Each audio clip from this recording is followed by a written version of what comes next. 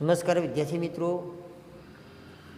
ધોરણ 9 વિષય હિન્દીમાં આપણે 1 થી 5 ગદ્ય અને પદ્યનો અભ્યાસ કર્યો છે. તો આજે આપણે ગદ્ય નંબર 6નો અભ્યાસ કરીશું. तो गद्य 6 का नाम है मेरी बीमारी श्यामा ने ले ली. मेरी बीमारी श्यामा ने ले ली. उस गद्य के लेखक है हरिवंश राय बच्चन और उस गद्य का साहित्य प्रकार है आत्मकथा अंश. तो उनमें जब श्यामा लेखक हरिवंश राय की पहली पत्नी, जब लेखक बीमार थे तो उन बीमारी में श्यामा ने दिन रात एक करके सेवा की थी, तन मन धन से सेवा की थी. उनके बजाय खुद श्यामा बीमार हो गई थी और उनके तहत जब लेखक की बीमारी हरिवंश राय बच्चन की बीमारी श्यामा ने ले ली और श्यामा बीमारी में जब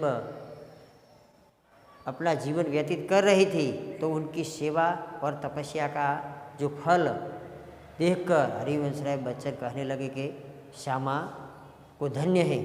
तो उनकी पत्नी ने जब बीमारी के समय लेखक को साथ दिया तो उन सभी बीमारी के समय क्या किया जा सकता है, औषधि, और औषधि में जब वैद्य द्वारा बताए नुस्खा है उन नुस्खों के तहत हमें जीवन व्यतीत करना चाहिए. लेखक आत्मकथा में जब कहते हैं कि इस बीमारी का दर्दनाक और कारुण्य सबल निरूपण मिलता है, तो दूसरी और कवि की भावुकता और संवेदनशीलता का प्रकटीकरण भी इस गद्यांश में किया गया है. क्या भूलूं क्या याद करूं, हरिवंश राय बच्चन की आत्मकथा है. हरिवंश राय बच्चन की आत्मकथा है क्या भूलूं क्या याद करूं. हिंदी के इस सुप्रसिद्ध कवि ने अपने संस्मरण बड़े ही रोचक ढंग से आलेखित किए हैं. कवि अपने जीवन की घटनाओं के साथ उस युग का चित्र भी दे देता है. प्रस्तुत अंश में क्या बोलूं क्या याद करूं आत्मकथा में से वह आत्मकथा खंड यानी कि एक अंश उन आत्मकथा से लिया गया है. इसका शीर्षक है मेरी श्यामा, मेरी बीमारी श्यामा ने ले ली. तो उन विषय वस्तु का निरूपण लेखक करते हैं. लेखक कहते हैं कि मैं अपनी बीमारी को दुलारने वालों में न था. लेखक हरिवंश राय बच्चन कहते हैं कि मैं अपनी बीमारी के बारे में दुलारने वालों यानी कि लाड़ प्यार करना उन व्यक्तियों में नहीं था. सच कहूँ तो मैं अपनी बीमारियों के प्रति प्रायः निर्भय था. लेखक अपने बीमारी के प्रति निडर थे, निर्भय थे. श्यामा शायद मैंने गांधी जी की ही लेख में कहीं गांधी जी के ही लेख में कहीं पढ़ा था कि बीमार होना अपराध है. गांधी जी कहा करते थे कि बीमार होना अपराध है. अपराध शब्द का विरोधार्थी होगा निरपराध. हमें जो शरीर दिया गया है उसे हम स्वस्थ न रखें तो हम अपराधी हैं. मैं इस तर्क को कुछ और आगे ले गया, यानी कि ईश्वर परमात्मा ने हमें शरीर दिया है. जब हम स्वस्थ शरीर नहीं रख सके तो हम अपराधी हैं, हम गुनाहगार हैं. तो इस तर्क यानी कि अनुमान, तर्क यानी कि दलील या अनुमान. तो लेखक हरिवंश राय बच्चन इस तर्क को आगे ले गए. अपराधी को दंड देना चाहिए, यानी कि जिस व्यक्ति ने अपराध किया है उन्हीं को दंड देना चाहिए, सजा मिलनी चाहिए, सजा मिलनी चाहिए. दंड शब्द का विरोधार्थी होगा पुरस्कार, इनाम. दंड देना चाहिए. मुझे जब कभी छोटी मोटी बीमारी होती, जुकाम, बुखार, खांसी, सिर दर्द, तो मैं खाट पर न लेटता और भी अपने से काम लेता. मुझे भरे फुट बुखार में अपनी रात की ट्यूशनों पर जाने की याद है. जब लेखक को भरे फुट यानी कि तेजी से बहुत बुखार होता था तब रात की ट्यूशनों पर जाने से लेखक डरते नहीं थे. बुखार की गर्मी और तेजी में तो मैं और जोश से पढ़ाता था. मजदूरी करके रोटी कमाने वाले के बीमार पड़ने का क्या अधिकार है. कि जो लोग मजदूरी करते हैं वह लोग बीमार नहीं पड़ते.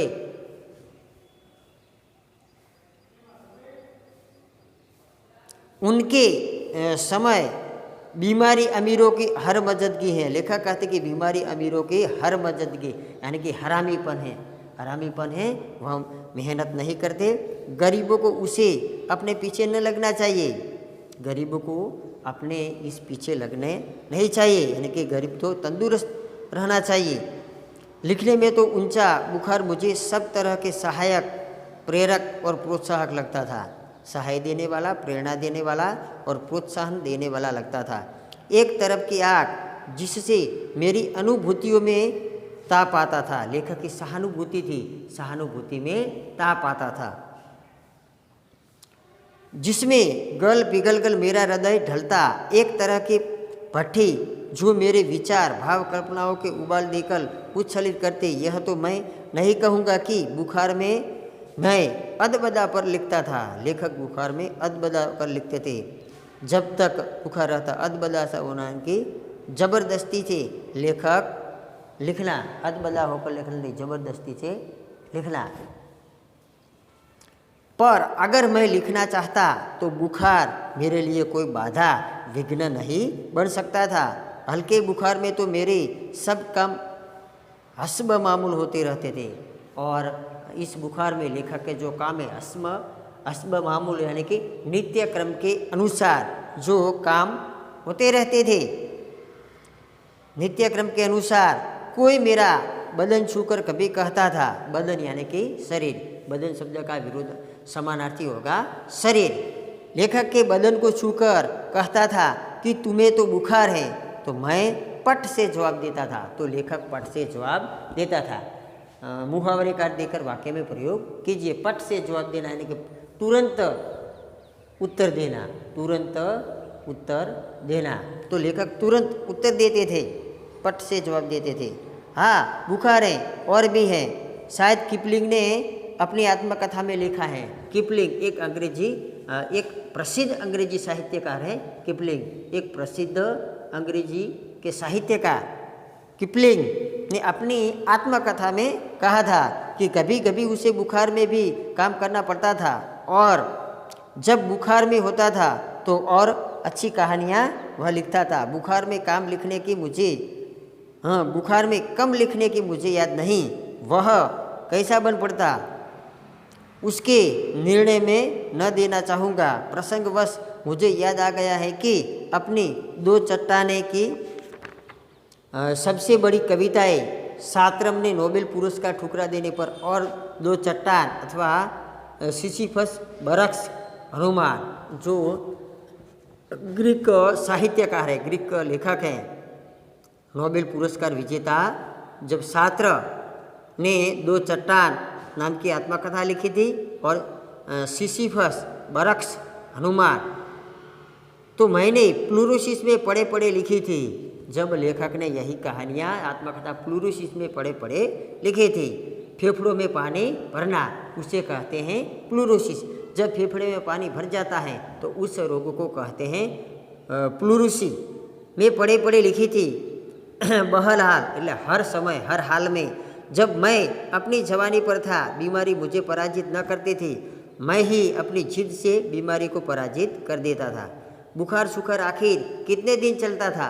विश्राम तिवारी कहा करते थे कि मार के पीछे भूत भागे। विश्राम तिवारी जब तत्वचिंतक हैं तो वह कहा करते थे कि मार के पीछे भूत भागे। कहावत है, मार के पीछे भूत भागे, यानी कि मार के पीछे भूत भागे, मार के पीछे भूत भागे, यानी कि कहावत। किसी तरह से समस्या हल करना, समस्या हल करना उसे कहते हैं मार के पीछे भूत भागे। कहावत का अर्थ सभी परीक्षाओं में पूछा जाता है। मार के पीछे भूत भागे, कहावत का अर्थ स्पष्ट कीजिए।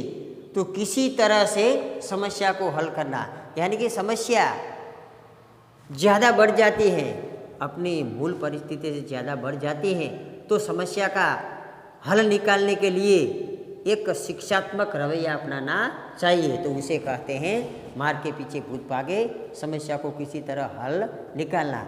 लेखक कहते कि विश्राम तिवारी कहा करते थे कि मार के पीछे भूत भागे। मैंने अपने प्रयोग से सिद्ध किया था काम के पीछे बुखार भागे। लेखक ने एक सूत्र बनाया था कि काम के पीछे भूत भागे, मार के पीछे भूत भागे, यानी कि काम के पीछे भूत भागे। तो उसी तरह लेखक ने अपने शिक्षात्मक रवैया अपनाया था। यह बुखार मामूली न था, यह बुखार मामूली न था, यानी कि सामान्य न था। मामूली यानी कि सामान्य, और मामूली शब्द का विरोधार्थी होगा असामान्य। तो मार के पीछे भूत भागे,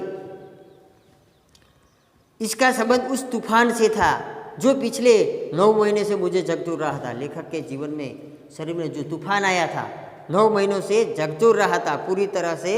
जब लेखक निस्त नाबूद हो गए थे, लेखकों को हैरान करता था, तो वह जगजोर रहा था। जगजोरना यानी कि विचलित कर देना, विचलित कर रहा था।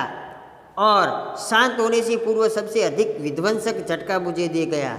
शाम होने से पूर्व, शांत होने से पूर्व विध्वंसक એટલે विनाशकारी झटका देना, यानी कि परास्त कर देना। लेखक को विनाशकारी परास्त कर कर झटका दे गया। स्कूल बंद था, ट्यूशनों पर मैं जाता था। उनकी आमदनी, आमदनी यानी कि मेहनताना, आमदनी यानी कि मेहनताना, तो उस मेहनताना के बजाय कमाई, मेहनताना या कमाई, तो आमदनी की मुझे ज़रूरत थी, आवश्यकता थी। किताबों की बिक्री से अभी नियमित नहीं थी। बिक्री यानी कि किताबें बेचना। कर्ज ऋण सिर पर चढ़े थे। बुखार उस दिन 10 दिन चला, 20 दिन चला, महीने भर चला, 2 महीने चला, जुलाई आ गई। अब बुखार के साथ ट्यूशन पर ही जाना न होता, दिन भर स्कूल में पढ़ाना भी पड़ता था। बुखार का नमूना वही, सुबह बिल्कुल नहीं, शाम को 101 और 102 के बीच, 100 के बीच कमजोर होना, यानी कि निर्बल हो जाना, कमजोरी, निर्बलता दिन दिन बढ़ती गई थी।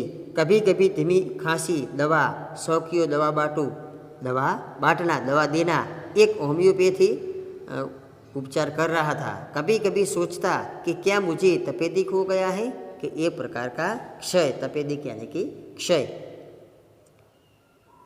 तो एलोपैथी का इलाज तो अपने बुद्धि से बाहर है, और एलोपैथी का उपचार तो बुद्धि से बाहर है, यानी कि शक्ति से परे होना। मुहावरे का अर्थ देकर वाक्य में प्रयोग कीजिए। बुद्धि से बाहर होना है कि शक्ति से परे होना। क्या उस समय मेरी जीवा पर सरस्वती बैठी थी जब मैंने कहा था कि श्यामा का बुखार में मैं लेने जा रहा था? मेरी जीवा पर सरस्वती बैठी थी। जीवा पर सरस्वती बैठना मुहावरे का अर्थ देकर वाक्य में प्रयोग कीजिए, यानी कि कही हुई बात सच साबित होना, उसे कहते हैं जीवा पर सरस्वती बैठना।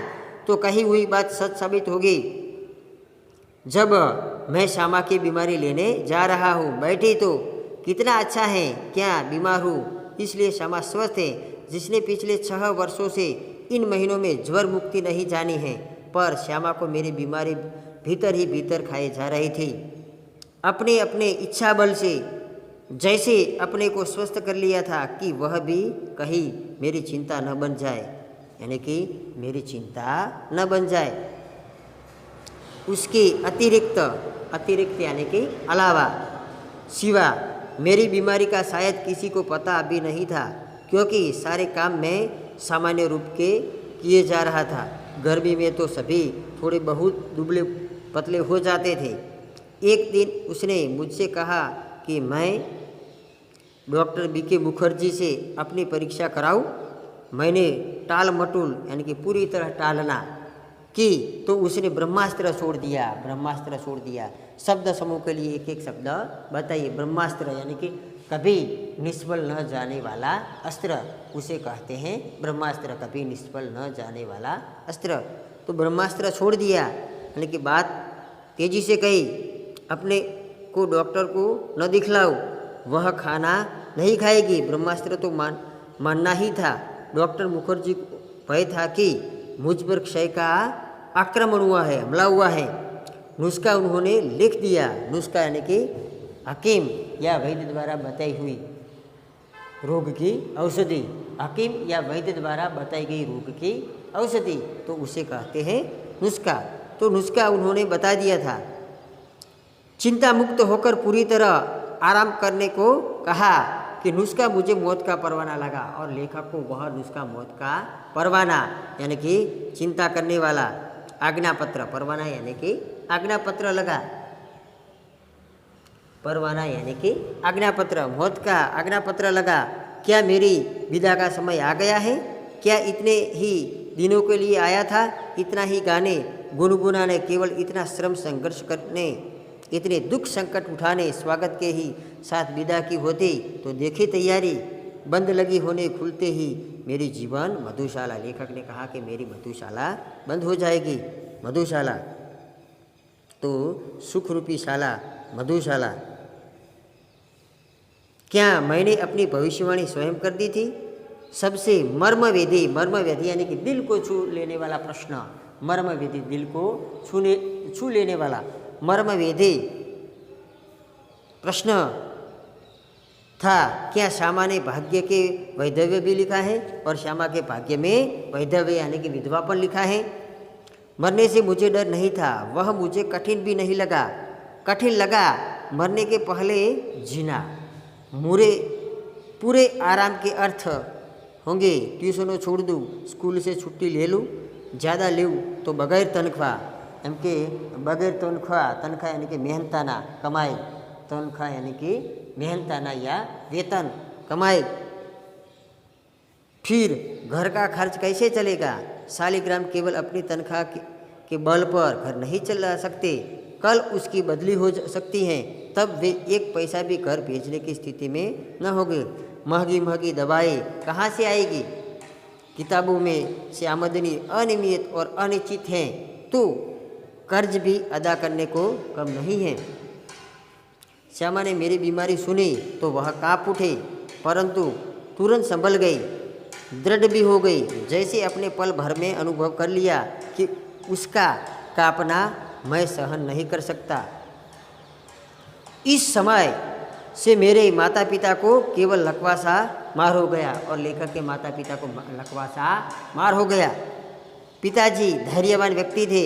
उन्होंने मुझसे कहा कि घबराओ नहीं, हम घर बेचकर तुम्हारा इलाज करेंगे। लेखक ने पिता ने कहा कि घबराओ नहीं, हम घर बेचकर तुम्हारा इलाज करेंगे। शालिग्राम असमर्थता की एक उसास लेकर रह गए, और लेखक एक श्वास लेकर, उसास ले निराशा सूचक सांस लेकर वह रह गए। मैंने कुछ दिनों के लिए ट्यूशन और स्कूल से छुट्टी ले ली। किताबों की बिक्री से कुछ रुपये पड़े थे। किताबों के जब बिक्री करके बेचने से जो रुपये लेखक के पास थे तो वह बीमारी में खर्च हो गए। डॉक्टर ने निश्चित होकर आराम लेने के लिए कहा। जब बहुत कुछ करने को रहता था कि चिंता के लिए समय ही कहा था, अब तो चिंता ही चिंता करने को थी। विशेष चिंता भी मुझे सिर पर चढ़े कर्ज की थी। लेखक को विशेष चिंता अपने सिर पर चढ़े कर्ज ऋण की थी कि किस तरह मैं ऋण अदा कर सकूं। मेरा इलाज हो या ना हो, पर कर्ज की किस्तें तो जानी चाहिए। कर्ज की जो किस्तें हैं, भरपाई है, वही भरपाई होनी चाहिए। उसकी नियमित अदायगी, वह कर्ज के नियमित अदायगी पैसा देना, अदायगी यानी कि पैसा देना या पैसा चुकाना। अदायगी यानी कि पैसा चुकाना है या पैसा देने के जो क्रम है वही मुझे अपनाना चाहिए। नियमित पैसा देना, पैसा चुकाना, अदायगी के साथ मेरी साख भी जुड़ गई। और जब लेखक नियमित पैसे चुकाते थे तो लेखक की साख यानी कि समानार्थी शब्द इज्जत या प्रतिष्ठा, लेखक की साख यानी कि इज्जत या प्रतिष्ठा भी जुड़ गई। उसका जाना मेरे मरने से पहले ही मेरी मौत होगी, यानी कि उसका जाना मेरे मरने से पहले मेरी मौत होगी। यानी कि अदायगी जब जीवित रहेगी, स्थिर रहेगी, तो लेखक का नाम भी आजीवन याद रहेगा। तो वही अदायगी लेखक के साथ जुड़ी थी, इज्जत भी जुड़ी थी।